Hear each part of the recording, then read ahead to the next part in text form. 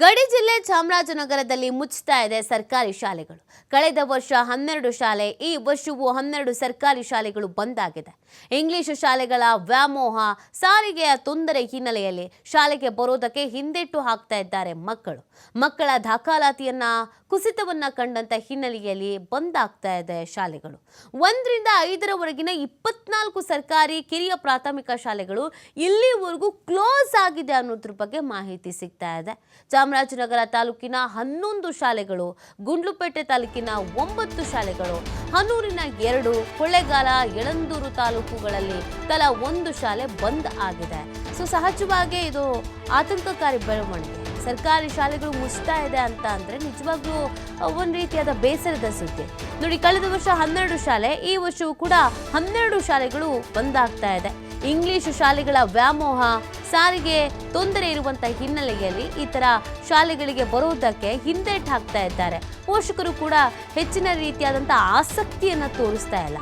ಮಕ್ಕಳ ದಾಖಲಾತಿಗಳಲ್ಲಿ ಕುಸಿತ ಕಾಣ್ತಾ ಇರೋದ್ರಿಂದ 1-2 ಮಕ್ಕಳು ಇದ್ದಾರೆ ಅಂತ ಹೆಂಗ್ ಪಾಠ ಮಾಡೋಕ್ಕಾಗತ್ತೆ ಅಂತ ಶಾಲೆಗಳನ್ನ ಕ್ಲೋಸ್ ಮಾಡ್ತಾ ಇದ್ದಾರೆ. ನಿಜವಾಗ್ಲೂ ಇದೊಂದು ಬೇಸರದ ಸುದ್ದಿ. ಪ್ರತಿ ವರ್ಷವೂ 12 ಸರ್ಕಾರಿ ಸ್ಕೂಲ್ಗಳು ಕ್ಲೋಸ್ ಆಗ್ತಾ ಹೋಯ್ತು ಅಂತಂದ್ರೆ ಸರ್ಕಾರಿ ಶಾಲೆಗಳ ಕಥೆಗೇನು? ಒಂದು ಇಂಗ್ಲಿಷ್ನ ವ್ಯಾಮೋಹ, ಇನ್ನೊಂದು ಸೂಕ್ತ ರೀತಿಯಾದಂಥ ಬಸ್ ಇರೋದಿಲ್ಲ, ಪಾಠದ ವ್ಯವಸ್ಥೆ, ಟೀಚರ್ಸ್ಗಳ ಸಂಖ್ಯೆ ಕಡಿಮೆ ಇರುತ್ತೆ, ವ್ಯವಸ್ಥೆ ಕಡಿಮೆ ಇರುತ್ತೆ. ಇದರಿಂದ ಬೇಡ, ಕಷ್ಟ ಆದರೂ ಪರವಾಗಿಲ್ಲ, ಮಕ್ಕಳಿಗೆ ಒಂದೊಳ್ಳೆ ಎಜುಕೇಷನ್ ಕೊಡಿಸ್ಬಿಡೋಣ ಅಂತ ಇಂಗ್ಲೀಷ್ ಸ್ಕೂಲ್ ಕಡೆ ಗಮನ ಮಾಡ್ತಾ ಇರೋದ್ರಿಂದ ಇಷ್ಟರ ಮಟ್ಟಿಗೆ ಸಮಸ್ಯೆ ಆಗ್ತಾ ಇದೆ. ನೋಡಿ, ಕಳೆದ ವರ್ಷವೂ ಕೂಡ 12 ಶಾಲೆ ಕ್ಲೋಸ್ ಆಗಿತ್ತು. ಈ ವರ್ಷವೂ ಕೂಡ 12 ಸರ್ಕಾರಿ ಶಾಲೆಗಳು ಕ್ಲೋಸ್ ಆಗಲಿದೆ ಅನ್ನೋದು ಗೊತ್ತಾಗ್ತಾ ಇದೆ. ಇದಕ್ಕೆ ಸಂಬಂಧಪಟ್ಟಂತೆ ಸರ್ಕಾರ ನಾನಾ ರೀತಿಯಾದಂಥ ಯೋಜನೆಗಳನ್ನು, ಹೊಸ ರೀತಿಯಾದಂಥ ಯೋಜನೆಗಳನ್ನು, ಅನುದಾನಗಳನ್ನು ಬಿಡುಗಡೆ ಮಾಡ್ತಾ ಇದ್ರು, ಮಕ್ಕಳನ್ನು, ಪೋಷಕರನ್ನು ಆಕರ್ಷಿಸಬೇಕು ಅನ್ನುವಂಥ ನಿಟ್ಟಿನಲ್ಲಿ ಪ್ರಯತ್ನ ಪಡ್ತಾ ಇದ್ರು ಕೂಡ ಅದ್ಯಾಕೋ ಗೊತ್ತಿಲ್ಲ. ಸರ್ಕಾರಿ ಶಾಲೆಗಳು ಅಂತಂದರೆ ಮೂಗು ಮುರಿಯೋರೆ ಹೆಚ್ಚಾಗಿಬಿಟ್ಟಿದ್ದಾರೆ.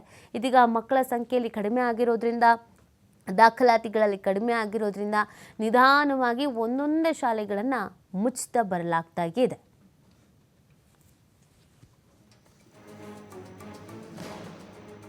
ಸಹ 12 ಕಿರಿಯ ಪ್ರಾಥಮಿಕ ಶಾಲೆಗಳು ಮಕ್ಕಳ ಸಂಖ್ಯೆಯ ಕೊರತೆಯಿಂದಾಗಿ ನಾವು ತಾತ್ಕಾಲಿಕವಾಗಿ ಮುಚ್ಚಿದ್ದೀವಿ. ಕಳೆದ ವರ್ಷದ 12 ಶಾಲೆಗಳಲ್ಲಿ 4 ಶಾಲೆಯನ್ನು ನಾವು ಪುನರ್ಜೀವನ ಕೊಟ್ಟು ಶಾಲೆಯನ್ನು ಆರಂಭ ಮಾಡಿದ್ದೀವಿ. ಈಗಾಗಲೇ ಈ ವರ್ಷ 12 ಮುಚ್ಚಿರೋದಕ್ಕೆ ಈಗಾಗಲೇ ನಾವು ಕಾರ್ಯಕ್ರಮವನ್ನು ಕೈಗೊಂಡಿದ್ದೀವಿ. ಏನಾದರೂ ಮಾಡಿ ಆ ಸರ್ಕಾರಿ ಶಾಲೆಗಳನ್ನು ಉಳಿಸಬೇಕು. ಪೋಷಕರ ಬೇಡಿಕೆ ಏನಿದೆ ಅದಕ್ಕೆ ನಾವು ಸ್ಪಂದಿಸೋಕ್ಕೆ ಸಿದ್ಧ ಇದ್ದೀವಿ. ಪೋಷಕರು ಏನು ಕೇಳ್ತಾ ಇದ್ದಾರೆ ಈಗ ಅಂತಂದರೆ, ನೀವು ಇಂಗ್ಲೀಷ್ ಮೀಡಿಯಮ್ ಮಾಡೋದಾದರೆ ನಮ್ಮದು ಅಭ್ಯಂತರ ಇಲ್ಲ, ನಾವು ಕಳಿಸ್ತೀವಿ ಮಕ್ಕಳನ್ನ. LKG UKG ಮಾಡೋದಾದರೆ ನಾವು ನಮ್ಮ ಮಕ್ಕಳನ್ನು ನಿಮ್ಮ ಶಾಲೆಗೆ ಕಳಿಸ್ಕೊಡ್ತಾ ಇದ್ವಿ. ಈ ಥರ ಎಲ್ಲ ಅವರು ಬೇಡಿಕೆಗಳನ್ನು ಹಾಕ್ತಾ ಇದ್ದಾರೆ. ನಾವು ಸಹ ಅದನ್ನು ಸಹಾನುಭೂತಿಯಿಂದ ನೋಡಿ ಸರ್ಕಾರದ ಜೊತೆ ನಾವು ಚರ್ಚೆ ಮಾಡಿದ್ದೀವಿ. ನಿನ್ನೆ ಮಾನ್ಯ ನಮ್ಮ ಶಿಕ್ಷಣ ಸಚಿವರು ಸಹ ಭಾಳ ಸ್ಪರ್ಧಾತ್ಮಕವಾಗಿ ಈ ಶಾಲೆಗಳಲ್ಲಿ ಈ ಥರ ಕಾರ್ಯಕ್ರಮಗಳನ್ನು ಜಾರಿ ಮಾಡಬೇಕು, ಇದ್ರ ಬಗ್ಗೆ ಚರ್ಚೆ ಮಾಡೋಣ ಅಂಥೇಳಿ ನಿನ್ನೆನೂ ಸಹ ನಮ್ಮ ಜೊತೆ ಚರ್ಚೆ ಮಾಡಿದ್ದಾರೆ. ಹಾಗಾಗಿ ಪೋಷಕರ ಬೇಡಿಕೆ ಏನಿದೆ ಆ ಕಡೆ ನಾವು ಶಾಲೆಯನ್ನು ತೆರೆಯೋ ಕಡೆ ಹೆಚ್ಚು ಗಮನವನ್ನು ವಹಿಸಲಿಕ್ಕೆ ಈ ವರ್ಷ ಪ್ರಯತ್ನ ಮಾಡ್ತಾಯಿದ್ದೀವಿ. ಚಾಮರಾಜನಗರ ತಾಲೂಕಿನಲ್ಲಿ ಜಾಸ್ತಿ ಇದೆ, ಆಮೇಲೆ ಅದು ಬಿಟ್ಟರೆ ಗುಂಡ್ಲುಪೇಟೆಯಲ್ಲಿ ಜಾಸ್ತಿ ಇದೆ. ಅದು ಬಿಟ್ಟರೆ 3ನೇದು ಹನೂರು ತಾಲೂಕಿನಲ್ಲಿದೆ.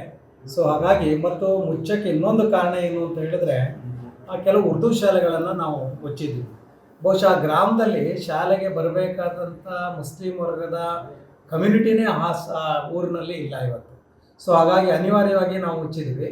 ಬಹುಶಃ ಅಲ್ಲೇನು ಮಾಡ್ತಾಯಿದ್ದೆ, ಬೈಲಾಂಗ್ವಿಲ್ ಅಂತ ಹೇಳಿ 2 ಭಾಷೆಯನ್ನು ಕಲಿಸೋಕ್ಕೆ ಒಂದು ಹೊಸ ತಂತ್ರವನ್ನು, ಪ್ರಯತ್ನವನ್ನು ನಮ್ಮ ಇಲಾಖೆ ಮಾಡ್ತಾಯಿದೆ. ಹಾಗಾಗಿ ಕನ್ನಡ ಮಾಧ್ಯಮ ಶಾಲೆಯನ್ನು ಅಲ್ಲಿ ಮಾಡಿ ಕನ್ನಡದಲ್ಲಿರ್ತಕ್ಕಂಥ ಮಕ್ಕಳು ಆ ಕಡೆ ಗಮನವನ್ನು ಸೆಳೀಲಿಕ್ಕೆ ಅದು